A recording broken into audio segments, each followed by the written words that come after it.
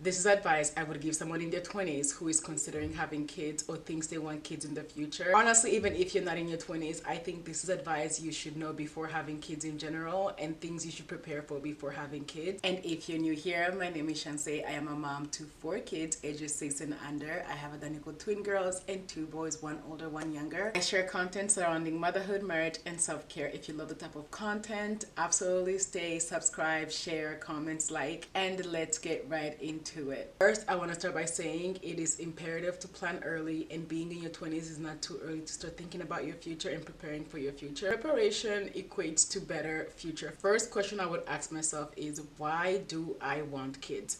Why do you want kids?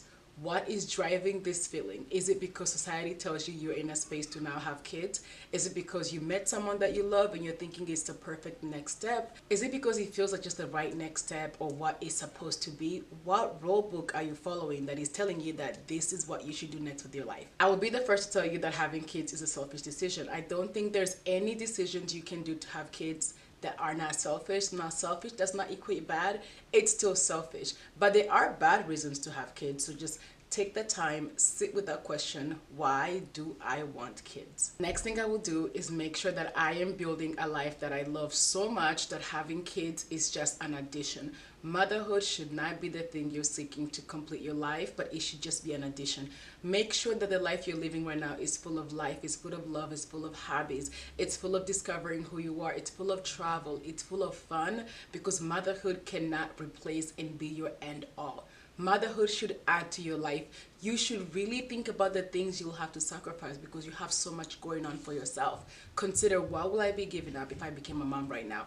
What type of sacrifices will I be making to become a mom right now? And you should have a very long list because that's how full your life is right now before you are a mom. The next thing I think every young woman should know before having kids is, if he can make you a mother without making you a wife, he does not care about you. Pregnancy is high risk. Pregnancy is one of the most dangerous things we can do as women. So if a man wants to make you pregnant but not his wife, he does not care about you. If he gets you pregnant before you're his wife, he doesn't care about you. And don't get me wrong, I understand things happen, but you should be prepared to have someone's child the minute you lay with them, because there is no protection that is 100% proof besides abstinence.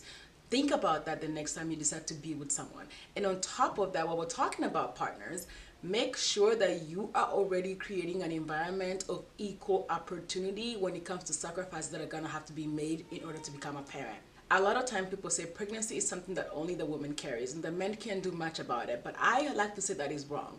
When you're pregnant, ask your partner to abstain from something that he has to sacrifice as well when you're pregnant. For example, when you're pregnant, you can't drink any alcohol. Ask him to also not drink any alcohol at all while you're pregnant, so that you are both making the sacrifices. This is one of the most important things my mom ever told me, and it's, you need your girls. You need to nurture your friendship. I love my husband and he's one of the most supportive men on the planet, but I still need my girls. My girls remind me who I am outside of marriage and outside of motherhood, and you're going to need that, especially because there's nothing, and I mean nothing, that can make you lose yourself faster than motherhood, faster than becoming someone who has to take care of other people all the time. You need your girls. You need to nurture those friendships early on.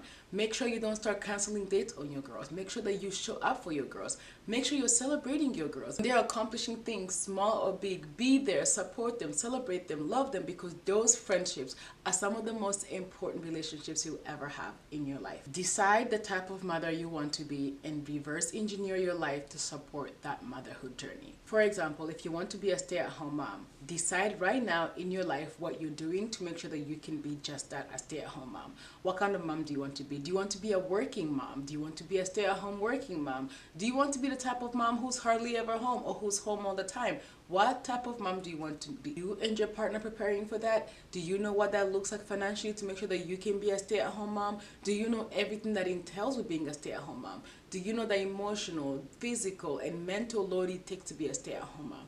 And what kind of stay-at-home mom do you want to be? Do you want to be a stay-at-home mom who does the laundry, does the cooking, does the cleaning, or do you want to be a stay-at-home mom who only focuses on the kid? Make sure the life you're living right now is preparing you for the type of motherhood journey that you want to have. You also need to decide what type of children you want to raise. What is going to govern your household? What type of morals, values, standards do you want to teach your kids? What kind of humans are you trying to raise for the future? Are you trying to raise kind, generous, loving children who are going to contribute to our society later in the future? Are you trying to raise understanding children, empathetic children? And once you've decided the type of children you want to raise, that is going to govern the type of parenting style you're going to do. So if I want to raise kind, love, soft, nurturing children, then I have to parent them as a kind, loving, and nurturing parent. So I will say, okay, I want to be a conscious parent. I want to respectfully parent my children. I want to parent my children with intentionality, because that is what's going to equate to the children that I want to raise. Make sure that you have your children's future in mind as you're deciding what type of parent you want to be and what kind of kids you want to raise, because it's not going to just happen. It's going to take a lot of preparation. It's also going to guide you in the type of books you're going to read, right? If I'm reading parenting books about how to raise kids who are kind and generous, that's because I've already decided I want to raise kind and generous kids. I'm from Congo, so I wanted to make sure that my kids understand our culture and they love it. So ahead of having kids, I made sure that I know, okay, I want to teach them French, I want to teach them Swahili, I want to make sure they can cook all of our Congolese foods, which meant that I had to prepare myself. I had to know how to cook all these foods so I can teach them how to cook them. Speaking of planning, how do your finances look like? Are you financially ready to have kids? And when I tell you your finances should decide how many kids you have, absolutely. Your finances should also tell you if you should have any kids at all. Listen, I'm not the one to think that people who don't have a certain amount of money shouldn't have kids, but kids are expensive and kids deserve a good life. If you're bringing kids onto this world, think about your finances. What type of lifestyle are you going to give these kids? Are they going to be able to have extracurricular activities? Will they be able to travel? Will they have a mother who's not constantly worried about finances? What kind of home would they live in? If you can take care of yourself right now financially, do you really think you can take care of a child financially? Are you saving ahead of time? Are they going to have to worry about paying for college? Are you going to be able to save money for them for college? What do your finances look like, and how do they align with the type of kid you want to raise and with the future of yourself as a mom that you want to have? And speaking of finances, start saving for your village. We can talk about all the money that is required to raise kids, but what we don't often talk about is the money that is required to make sure that you have a comfortable motherhood journey.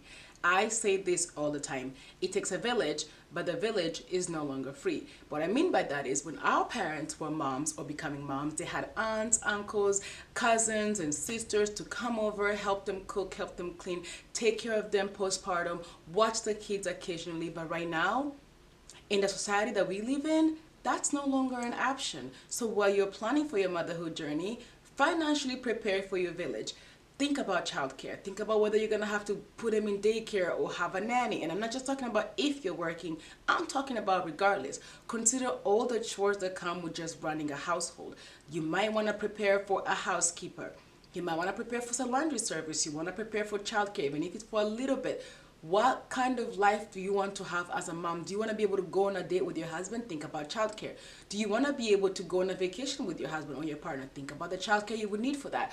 Also consider things like postpartum health, right? After you have the baby, your body, you need postpartum health. Think about your mental health. That is your village.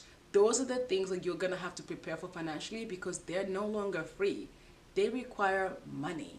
This is one of the most important things you can do to prepare for motherhood. Therapy, therapy, therapy. We all need it, but especially if we're planning to be mentors and to raise little humans. There is no one that is going to trigger you more than a 3-year-old who's having a meltdown because his goldfish that he asked for were handed to him. Kids will trigger you. Kids will trigger you like nothing else. They will bring up things that you didn't even know were there. The best thing we can do for them is learn our triggers. Learn our own triggers so that we can learn how to regulate our own nervous system, so that we can teach them how to regulate their nervous system. Because you are going to need patience. Patience does not come when you're dysregulated and when you don't know how to regulate your own emotions. And therapy is a fantastic place to go to help you learn how to regulate your own self. Figure out what triggers you, to figure out what makes you angry, to learn how to work through that anger in a healthy way so that you're not taking it out on your children. Listen, do not be quick to say, I will never do that. I will never do. There are so many things that I thought I will never do as a mom. And now as a mom of 4, I'm looking back like this, like, girl, what were you thinking? There are things that you're going to say never, never, never, never, never, never. And then you find out Yes, yes, yes, yes, and yes. Do not speak in absolutes. Do not speak in absolute. Be someone that is flexible and willing to change your mind often, because we don't know something until we're dealing with it, especially when it comes to motherhood. You really do not know motherhood until you're deep in motherhood. So don't say, I will never do this, I will never do this. Truly, and there are things that are non-negotiables. I have those personally. But there's also things that we just say we'll never do that just close us off to a fantastic experience as a mom. So be open and definitely never say never. I think it is so important to learn from the women who came before us. I don't think we have to go through everything to learn from our own mistakes. We can learn from the mistakes of others. Learn from the mistakes of your mother. Learn from the mistakes of your grandmother. Let's cut out the generational curses and let's leave them behind. You don't have to also go through something to learn from it. We can learn from the women that came before us, especially when it comes to motherhood. You know the things that your mom did that did not work for you and that later made maybe are the reasons you're going to therapy right now. Let's not repeat that. Let's not put that onto our daughters or our sons. Let's learn from the mistakes of those who came before us and be better. Honey, this one, I know a girl out there needs to hear this. If he's a bad boyfriend and if he's a bad husband, he will not make a good father. You cannot tell me a bad boyfriend and a bad husband is somehow going to make a good father. So here is what I tell women.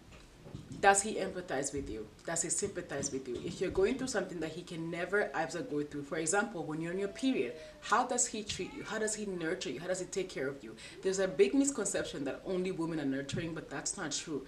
Men can also be nurturing. In fact, they should be, because to be a good father, there's gonna have to be a little bit of that in there. There is no timeline that you should be following. You don't have to have your kid by 25, by 20, by 22, by 23. You don't have to be married by 20. So you can have this. Kill the timeline. You don't need it. You don't need a timeline. What you need is good preparation, and what you need is to examine your lifestyle and to make sure the lifestyle you're living is actually one that is ready to be a mom or to be a wife. What you need is to nurture the life you're living now to make sure that you can be the best mom possible. Not some timeline telling you in your 20s you should be doing this or you should be doing this. Follow your heart, follow your preparation, follow your finances, and follow the life that is being put in front of you and that you're preparing for. The goal is to be an incredible mother, a fantastic mother, not just a mom by some age. Kill that timeline. Put it out the window. No such thing. You live in your own timeline, you follow your own rules, and whoever is telling you to follow what society tells you to, they're not for you, they're not your friend. Sometimes the pressure can come from family members. No, literally tell them no. You don't want to hear it, you want to be a part of it, because at the end of the day, you're the one that's going to have to be the parent to those children for the rest of your life, not them. Listen to your heart, listen to your finances, listen to where you are in your life, and make the best decision for you. Last but not least, I absolutely love being a mom. Being a mom is one of the most incredible things I've ever done. It's one of the most incredible opportunity to really be someone who has the chance to guide these little humans and to watch them grow. But I will tell you right now, it's not easy. And it is something that requires preparation. It requires a lot, and I mean a lot of thoughtfulness. I want you to go into it knowing that your hard work needs to be done before, after, enduring. You never stop being a parent, so don't go into it lightly. Absolutely love, love, love this journey I get to be on. I don't go into it lightly. I don't take it lightly. And I hope that when you do decide to be a mom, you don't either. With that being said, thank you so much for watching. If this video was helpful, if you liked it, if you enjoyed it, if you have any questions, if you want to hear more, if you want to learn more, let me know down in the comments. Like, share, and all the good things. I enjoy making these videos for you guys. I enjoy talking to you guys. Be sure to follow, and also let me know what more you want to see of me, what advice you want to hear, what questions you might have. I'm always happy to do it. I will see you on the next video.